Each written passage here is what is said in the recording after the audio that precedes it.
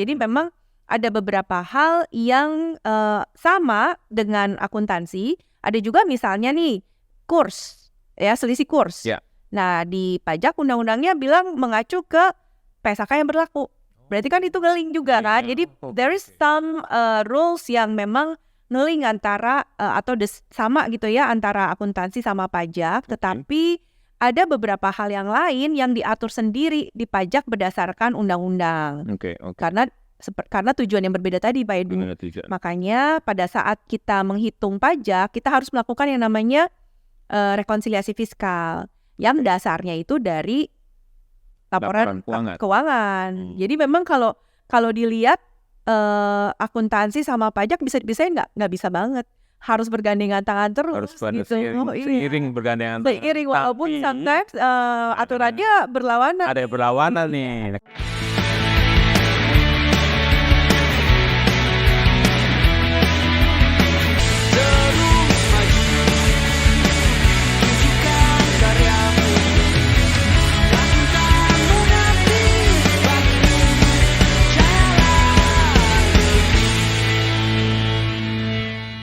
Hai semua, apa kabar? Selamat datang di IAI Podcast, tempat kita berbincang santai bersama saya, Edward Tanujaya. Hari ini kita mau ngobrol yang santai banget, tetapi ya lumayan serius ya, bersama Ibu Christine Chen, yang adalah anggota Dewan Sertifikasi Akuntan Profesional IAI atau DSAP IAI, sekaligus dosen perpajakan di Fakultas Ekonomi dan Bisnis Universitas Indonesia. Bu Christine, apa kabar? Baik Pak Edu, apa kabar Bapak? Nah, sehat selalu, semoga Ibu juga sehat ya.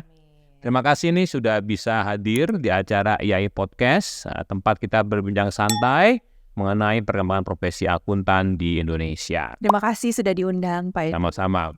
Bu Christine ini kan sudah terkenal sekali gitu ya, sering kali kita ketemu Bu Christine ini ya, pasti di acara besar-besar seperti seminar atau webinar. Either beliau ini sebagai pembicara, tapi seringan juga sebagai moderator gitu ya. Pasti semua pernah ikutan gitu ya webinar yang menghadirkan Ibu Christine. Nah, saya mau nanya sedikit nih Bu Christine. Iya. Bu Christine ini kan setahu saya lulusan S1 akuntansi. Betul. Tapi terkenalnya sebagai ahli pajak gitu loh. Pakar pajak, dosen pajak. Ceritain dong, kenapa sih Bu Christine ini tiba-tiba pengen gitu ya, di satu hari yang indah itu memilih berprofesi di bidang pajak? Oke, sebenarnya nggak pernah terpikir mau berprofesi di bidang pajak sebelumnya. Kalau zaman kita dulu kan lulus biasanya mau jadi auditor kan, betul kan, di AKAP. Nah waktu itu saya lamarnya sebagai auditor Pak Edu. Oh lamarnya sebagai auditor, tetapi tiba-tiba ditawarin, Bu Christine, kamu mau nggak ada lowongan nih di bagian pajak? Oke. Ya saya mah apa aja ya yang nerima ya nggak. Jadi nothing tulus lah. Jadi waktu itu ya udah yang penting kan cari experience ya Pak Edu. Betul. Akhirnya waktu itu saya masuknya ke individual tax dulu, ke pajak pribadi. PPh pribadi. Ya, kemudian beberapa tahun di sana, kemudian saya minta pindah ke PPh badan, ke pajak badan. Nah, corporate tax supaya lebih kompleks lagi gitu. Nah, kemudian beberapa tahun kemudian saya lihat ternyata pajak ini cukup challenging ya. Ternyata pajak itu dinamis, apalagi di Indonesia ya Pak Edu ya. Peraturan berubah-berubah terus kan, iya kan? Betul. Jadi ternyata enjoy juga di pajak. Jadi nggak ada kepikiran mau pindah lagi tuh sebagai auditor. Jadi kalau boleh balik lagi, waktu kuliah itu sebenarnya biasa aja gitu ya. Biasa banget. Nggak tertarik. Malah nggak suka ya gitu. Nah, nanti saya juga mau nanya ini.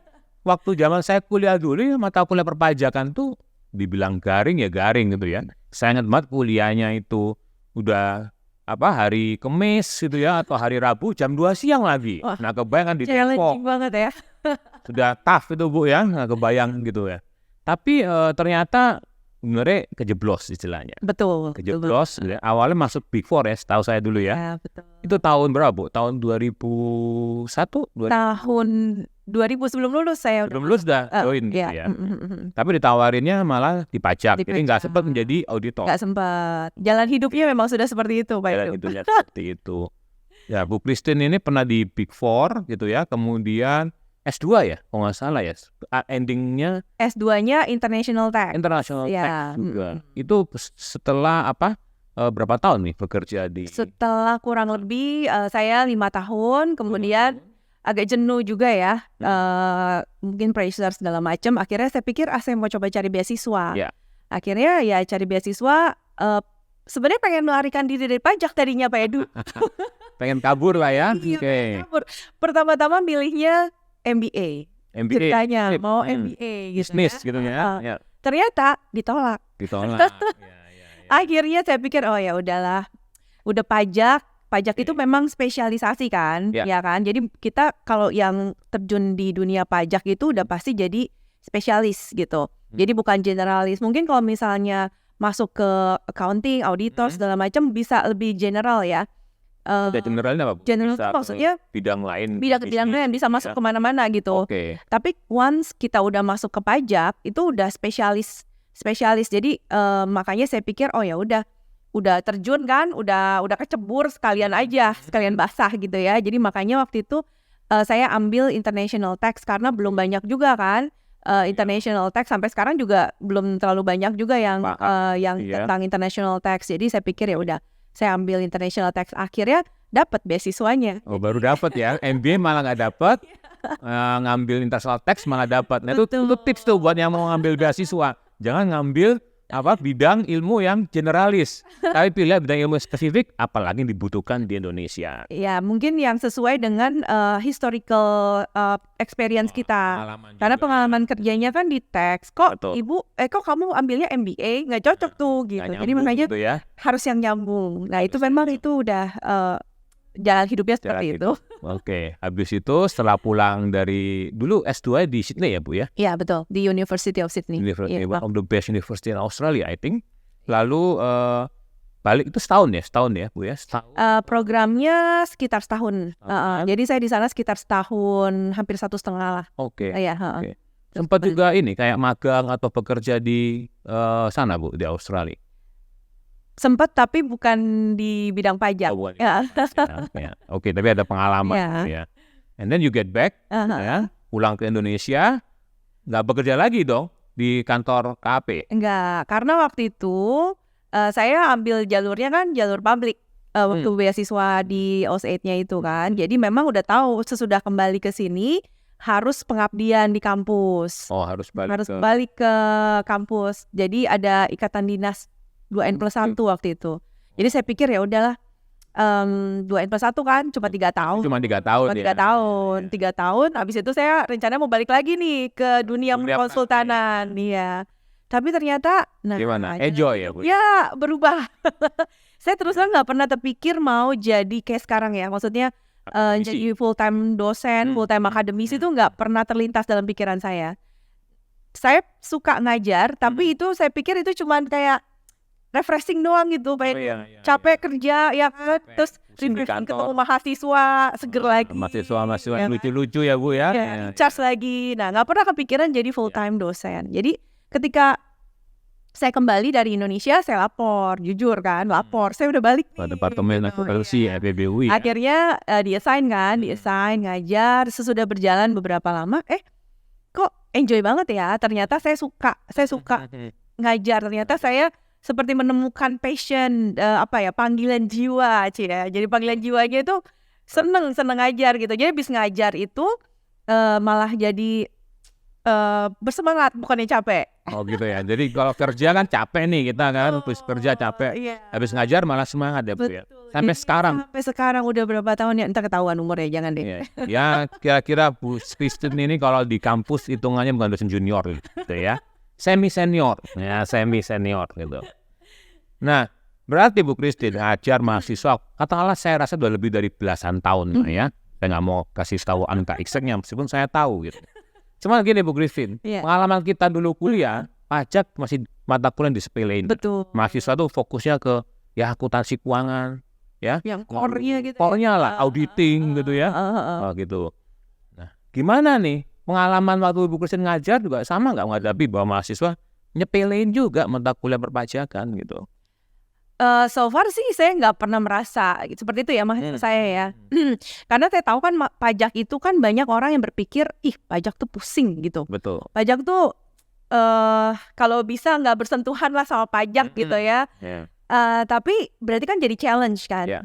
Challenge bagi saya dan juga dosen-dosen pajak lainnya untuk gimana caranya supaya mahasiswa itu tertarik gitu loh. Tertarik untuk belajar pajak. Jadi ya kita mesti kreatif ya di kelas, mesti memikirkan gimana caranya supaya mahasiswa itu jelas. Karena pengalaman saya dulu mungkin saya nggak tertarik karena saya tidak jelas gitu ya, maksudnya apa sih ini kayak gitu-gitu. Jadi saya harus membuat kelas itu hidup dan mereka jadi lebih paham pajak itu kayak gimana. Terus menarik loh pajak itu gitu ya, maksudnya karena di Indonesia dinamis dan kalau misalnya nggak punya pengetahuan pajak malahan rugi gitu. Kita sebagai orang yang tahu pajak itu one step ahead. Nah gitu, jadi mencoba untuk gimana caranya mengajarkan ke mahasiswa bahwa pajak tuh sebenarnya nggak yang rumit kayak gimana gitu loh. Nah itu tuh ada pengalaman nih Pak Edu. Nah, apa nih pengalaman Bu waktu ngajar? Jadi bukan pengalaman pada saat ngajar, tapi ini saya dengernya beberapa tahun kemudian dari teman saya yang dia punya anak buah, itu mantan mahasiswa saya. Nah, terus dia cerita, Tin, ada staff gue nih katanya, dia dulu mahasiswa lu gitu kan. Dia bilang gini, katanya, dulu saya pikir pajak itu susah gitu ya. Sampai akhirnya saya bertemu dengan Bu Christine. Jadi jadi kalau itu sebagai dosen mungkin Pak Edo juga bisa merasakan ya. Itu sesuatu kegembiraan, kebahagiaan tidak ya. bisa dinilai dengan uang ya Pak Edo ya. Jadi itu salah satu achievement lah kita sebagai dosen. Kebanggaan sebagai dosen bahwa ada pengakuan bahwa yang kita deliver ke mahasiswa itu ternyata bermanfaat buat dia. Betul. Mengubah jalan hidup dia gitu ya. Menginspirasi, tapi yang aspek yang positif ya Bu ya, bukan ke aspek yang negatif. Iya, jadi makanya kalau misalnya saya melihat mahasiswa banyak yang mau riset pajak, berarti kan mereka mulai tertarik kan ke pajak kan. Nah itu salah satu indikator juga bahwa makin banyak ya mahasiswa yang tertarik untuk riset atau ngambil tugas akhir atau magang gitu ya, yang pajak. Oh that's good gitu. Mungkin karena Bu Kris ini ngajarnya beda. Ada cara mengajar yang disukai gitu ya dibanding zaman dulu lah ya. Ya mungkin beda cara pengajaran bisa juga itu mesti agak kreatif. Karena ada orang yang bilang gini Bu, bahwa di dunia ini ada hanya 3 hal yang pasti, betul ya? Mungkin Bapak Ibu dan teman-teman semua pernah dengar. 1 adalah lahir, 2 mati, 3 ya kena pajak gitu ya, Bu, betul ya? Betul banget. Jadi artinya dalam hidup sehari-hari kita nggak bisa lepas nih dari apapun ada aspek pajaknya Pak Edu. Dari pajak. Iya. Apapun. Di Amerika yang paling ditakutin apa? IRS, International Revenue Services, which is itu adalah Dijen Pajaknya Amerika. Iya. Oh ya, dulu pernah dengar bahwa banyak kriminal gitu ya, susah ditangkap gitu ya, susah di penjara. Tapi once masuk melalui IRS tuh di Amerika ya, once melalui laporan pajak yang nggak benar, itu malah ketangkep. Bener ya Bu ya? Segitu hebatnya kan? Iya. Al Capone, saya dulu Al Capone. Capone tuh dulu kan ya gangster. Iya. Ternyata dia bisa ditangkap ya melalui kasus penggelapan pajak. Iya. IRS-nya. Habis itu baru deh kebuka yang lain-lain ya, money laundering dan sebagainya. Jadi itu inspirasi bagus nih buat teman-teman ya semua ya. Karir pajak tuh bisa membuka bisa macam-macam Pak Edu. Macam ya. Nggak cuma konsultan pajak ya. Adik-adik mungkin nanti yang menonton di sini karir di bidang pajak tuh ada beberapa, misalnya yang udah pasti konsultan. Tapi kalau saya survei nih Pak Edu, mungkin juga mahasiswa Pak Edu juga banyak ya yang tidak mau lagi di konsultan misalnya gitu. Tapi mereka lebih prefer masuk ke company. Betul. Ya, jadi kalau saya sempat survei di kelas saya, siapa yang mau masuk kantor konsultan? Ya, ada beberapa. Siapa yang mau masuk ke company? Itu lebih banyak gitu. Nah, di company sendiri itu bisa menjadi tax specialist. Jadi ada yang handle tax-nya khusus di company, bisa juga jadi memang handle-nya untuk satu company itu atau satu grup. Jadi kan lebih besar lebih lebih spesifik lagi gitu ya dibanding kita kalau konsultan memang lebih banyak kliennya kan, jenisnya lebih banyak. Bisa juga jadi masuk ke Dijen Pajak. Dijen pajak kita kan butuh orang yang pintar-pintar, betul nggak, Pak Edu? betul, Ya kan, yang mengatur kebijakan dan sebagainya, itu kan implementasi peraturan segala macam butuh orang pintar. Jadi juga dibutuhkan orang yang ahli perpajakan juga, dan juga bisa masuk juga sebagai dosen. Dosen pajak juga Dosen dibutuhkan pajak juga dong. dibutuhkan. Iya, jadi banyak sebenarnya nanti ke depannya. Mungkin dengan perkembangan dunia yang seperti ini akan banyak pekerjaan-pekerjaan yang tidak terpikirkan saat ini gitu. Misalnya kaitannya sama artificial intelligence misalnya ya. Misalnya analisis big data. Itu kan kalau misalnya kaitannya sama pajak dibutuhkan juga, walaupun dia ngerti IT, dia harus ngerti pajak juga kan, Pak Edu? Seperti itu. Apalagi sekarang itu semua laporan pajak udah berbasis IT ya. Nah, iya, apalagi Indonesia saat ini tuh lagi ngembangin Cortex System, jadi sistem inti administrasi perpajakan. Dan which is itu adalah semuanya IT based kan. Jadi kedepannya perkembangannya itu akan banyak banget deh jenis-jenis pekerjaan yang related ke pajak yang mungkin akan tidak konvensional kayak sekarang ini gitu. Sekarang aja udah mulai berkembang ya. Betul. Jenis-jenis pekerjaan baru gitu, Pak Edu. Jadi pajak tuh nggak mungkin bisa tergantikan juga sih dengan mesin, dengan robot sih menurut saya. Walaupun sekarang banyak yang kaitannya sama ada aplikasi-aplikasi segala macam. Software gitu-gitu ada tuh ya.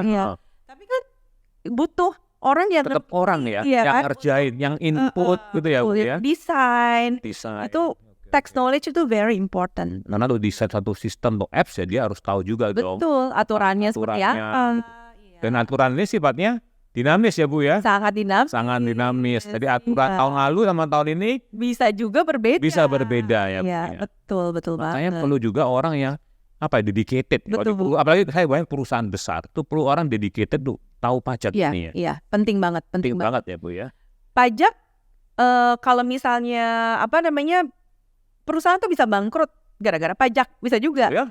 Bisa. Karena dia bayar. Comply, kemudian di tax audit, kemudian pemeriksaan besar, ya pemeriksaan, kemudian sanksi besar, segala macam, itu bisa bangkrut kalau dia nggak punya cashnya, nggak punya sumber daya untuk bayar kan Pak. Jadi benar-benar nggak bisa dipandang sebelah mata sih saat ini. Apalagi sekarang ini APBN Indonesia ini mengandalkan penerimaan dari pajak. Betul. Angka udah lebih dari 2.000 triliun ya, seingat saya ya targetnya. Tahun ini masih ada kenaikan sedikit sih, tapi sekitar segitulah. Tapi range-nya 2.000 triliun, kebayang dong. Iya, itu besar sekali. Jadi kalau misalnya kita lihat dulu mungkin Indonesia mengandalkan dari migas ya. Ekspor migas zaman kita dulu waktu masih. Nah kalau sekarang pajak is the backbone of the country. Jadi udah jadi tulang punggung negara. Artinya APBN kita itu saya kira lebih dari 60%. Ya, more than that. 70-80%. 80% APBN kita disupport dari korupsi. Jadi it's very critical ya, sangat penting. Jadi kalau banyak orang yang nggak comply sama pajak, waduh, bahaya nih kita. Makanya tax ratio kita kan masih rendah kan di Indonesia. Tax ratio padahal tax ratio rendah gitu aja sudah mampu mensupport 70-80% APBN. Kalau dinaikin lagi gimana tuh Bu? Dinaikin lagi makanya targetnya kan akan naik kan ke depannya rencananya. Jadi challenge banget di Indonesia ini baik bagi pemerintah, birokrat untuk sebagai kita bagaimana mengimplementasikan kan. Jadi law enforcement-nya seperti apa gitu. Dan dari sisi WP juga kan mereka juga butuh kepastian hukum, pelayanan. Nah, itu kan harus dicari jalan tengahnya supaya saling bekerja sama ya untuk achieve target yang lebih tinggi lagi. Seperti itu sih, Pak Edu. Nah, tadi kita udah nyinggung aspek peran atau fungsi IT di pajak. Tadi barusan Ibu juga nyinggung sedikit masalah legal ya, penegakan hukum. Nah, balik lagi sedikit Bu, kita kan ini Ikatan Akuntan Indonesia, banyak anggota kita yang baik akuntan profesional juga akuntan muda. Mereka bertanya, akuntan ini memang masih diperlukan nggak sih di sektor perpajakan? Atau kayak gini, banyak praktisi perpajakan di sana yang backgroundnya bukan akuntan. Nah, kira-kira sebagai seorang yang berlatar belakang akuntan, masih bisa nggak sih berkarir di bidang perpajakan? Wah, bisa banget. Pajak itu multi dimensi memang ya, pajak ya Pak Edu ya. Pajak itu kalau kita lihat Dia bisa related ke akuntansi, ke hukum. Tadi kita ngomongin hukum. ya. Kalau kita ngomongin behavior, mungkin kaitannya ke psikologi gitu ya. Oke. Jadi sosiologi bisa macam-macam memang. Multidimensi lah kalau misalnya pajak itu. Nah, kalau misalnya pertanyaannya karena kita di akuntan, apakah bisa gitu ya? Bisa, ada Masih peluang bisa nggak apa sih enggak ya? karir Gitu ya. yang perpajakan itu? Banget. Kenapa? Karena kan pajak sama akuntansi itu selalu bergandengan tangan, Pak Edu. Nggak bisa lepas. Tapi kan beda standar akuntansi sama aturan pajak. Oh iya, beda memang. Makanya saya bilang nih, love and Beda. hate relationship. Love and hate relationship. Nah, saya coba jelasin dulu nih. Ya, gimana? Kalau misalnya kita mau ngitung pajak, Pak Edu ya, dasarnya apa? Dasarnya dari laporan keuangan kan? Laporan keuangan kan? Dari akuntansi. Kita ngomongin perusahaan ya, Bu? Iya, kita ngomongin perusahaan. Even perusahaan ataupun individu lah, Pak Edu. Tetap dari inilah. Kan dari pembukuan, pendapatan, ya kan? Ya kita Iya, catat gitu ya. betul. Oke. Dari akuntansi. Akuntansi ya. So the base itu adalah akuntansi. Dari situ baru kita bisa menghitung pajaknya berapa nih gitu ya. Nah, nyambung nih ke pertanyaan Pak Edu selanjutnya. Tapi kan dasarnya beda, Bu. Iya. Memang beda. Kalau misalnya laporan akuntansi, laporan keuangan, dasarnya kan PSAK. Ya kan? PSAK kan tujuannya ya untuk mereport performance dari suatu entitas ini gitu ya. Nah, tapi dalam menghitung pajak, kita dasarnya adalah undang-undang perpajakan ya. Kalau misalnya kita ngomongin PPH, ya kita refernya ke undang-undang PPH. Tujuannya pasti berbeda. Jadi, karena pajak itu kan untuk apa? Untuk melindungi kepentingan negara kan, untuk melindungi revenue dari pemerintah kita gitu. Iya, betul. Jadi ada beberapa aturan yang sama dengan akuntansi, ada beberapa aturan yang bisa berbeda. Jadi memang tidak 100% itu harmonize gitu lah istilahnya ya. Ada beberapa hal yang mungkin di pajak itu berbeda. Contohnya misalnya sumbangan misalkan gitu. Nggak semua sumbangan bisa dibebankan. Nah, tapi kalau misalnya di akuntansi kan lu mau nyumbang kemana aja asal dicatat ya, ada buktinya. Ada, silakan gitu. Tapi di pajak nggak bisa sembarangan. Ada beberapa hal yang seperti itu. Penyusutan, ada aturan khusus juga di pajak.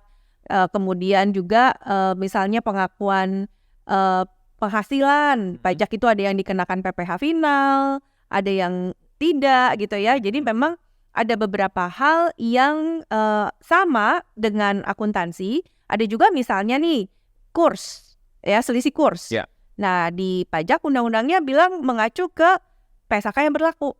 Berarti kan itu ngeling juga kan. Jadi there is some rules yang memang ngeling antara atau sama gitu ya antara akuntansi sama pajak. Tetapi ada beberapa hal yang lain yang diatur sendiri di pajak berdasarkan undang-undang.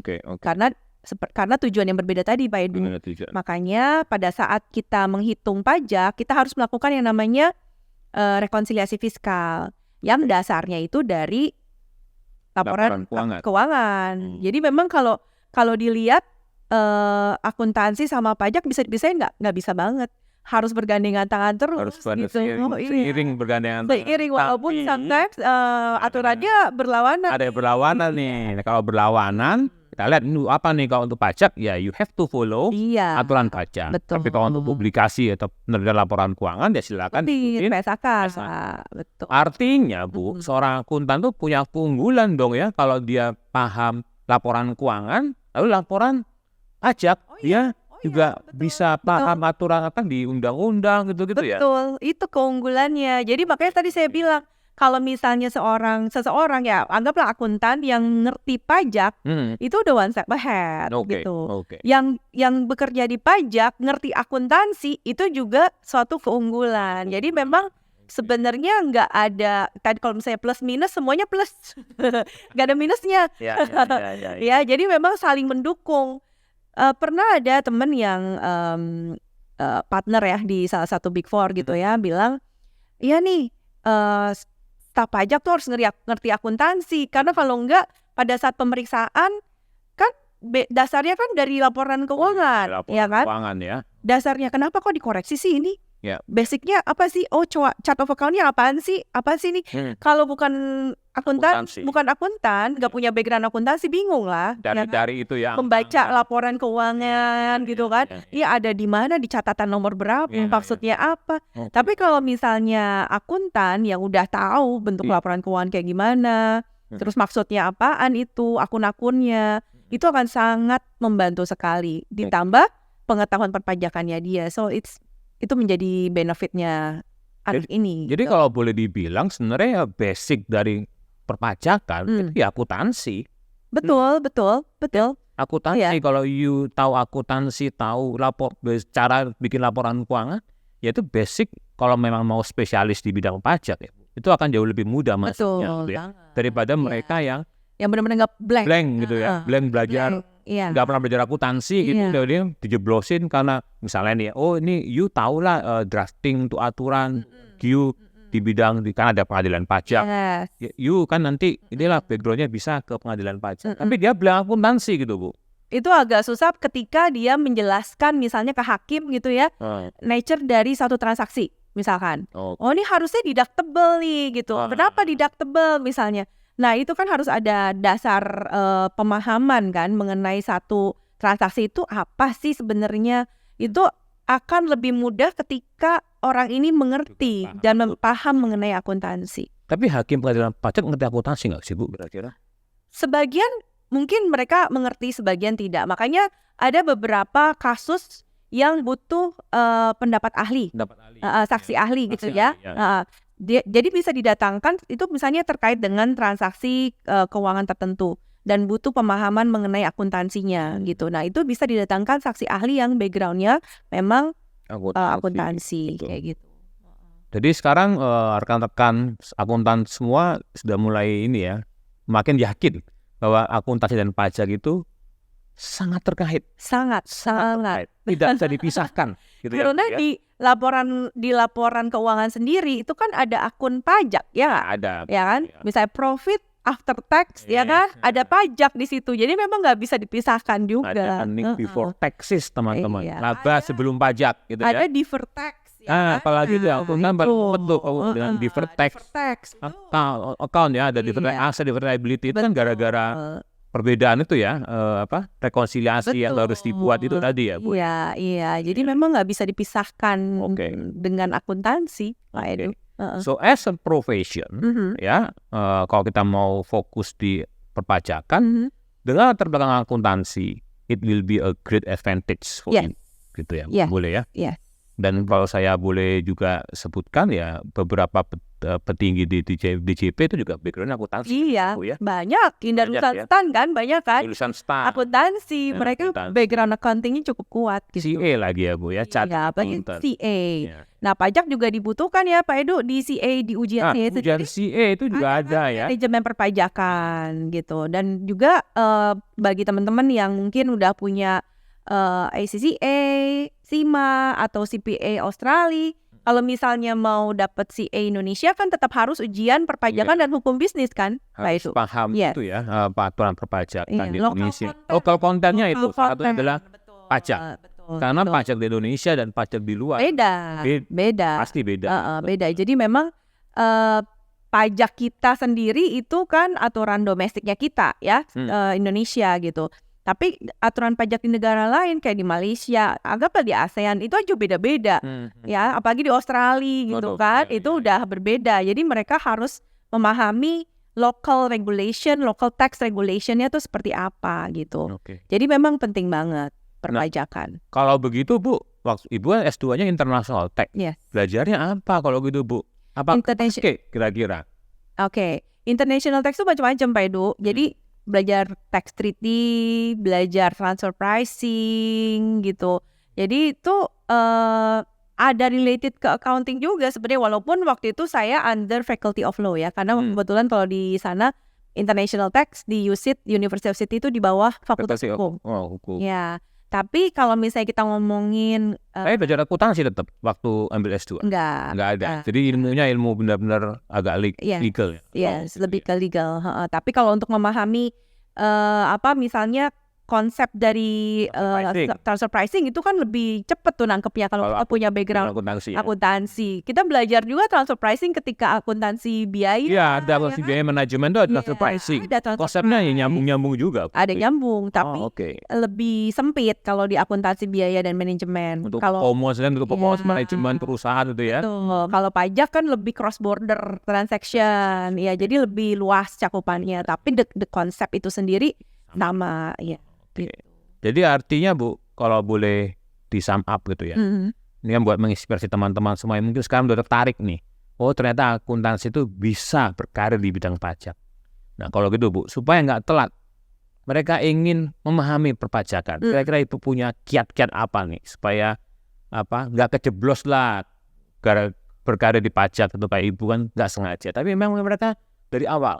Anak sekarang mungkin udah lebih tahu ya jurusannya mau apa gitu kan. Kita dulu nggak tahu, nggak ada googling, nggak ada YouTube itu nggak kebayang ya kan. Tetapi sekarang kurikulum Merdeka. Mereka bisa mereka kemana-mana untuk magang ya Bu. Iya betul. Nah, kalau mereka nih supaya kita yakinkan bahwa you as accounting students bisa lo berkarir di pajak. Tapi apa menurut Ibu yang mereka harus persiapkan untuk supaya bisa? Iya. Tergantung ya, jadi jalurnya mau apa dulu nih, mau formal, mau informal ya. Kalau misalnya formal ya pasti ambil sekolah, lagi ambil yang ada bidang perpajakannya, ada pajaknya. Kalau misalnya yang tadinya teknik gitu kan, mau berkarir di bidang pajak, itu kan sama sekali belum pernah tuh. Nah iya, saya S1 teknik, tapi kayaknya tertarik juga dengar Bu Christine bilang bahwa ada banyak peluang. Nah itu bisa ambil S2 ataupun ambil PPAK mungkin gitu ya. PPAK nggak bisa ya, akuntansi ya. Akuntansi ya. Mungkin maksi gitu bisa, ya. PPAK bisa, tapi mereka harus jalur matrikulasi Bu. Karena melalui foundation levelnya CFB itu ya. Betul. Di kesempatan lain kita bicara itu, bisa. Intinya, kalau boleh di-share, tidak ada kata terlambat. Betul. Yang non-formal bisa juga. Bisa non-formal. Brevet ada banyak. Salah satunya di IAI juga kita punya ya. Ada brevet AB terpadu dan brevet C juga. Ada brevet C lengkap ya di sini ya Pak Edu ya. Jadi IAI juga banyak kan cabang-cabangnya kan. Jadi itu bisa juga salah satu jalan untuk belajar perpajakan. Bisa online lagi. Jadi harus datang. Gak usah offline ya. Offline. Tapi kalau mau offline kita ada di Knowledge Center ada 3 tempat.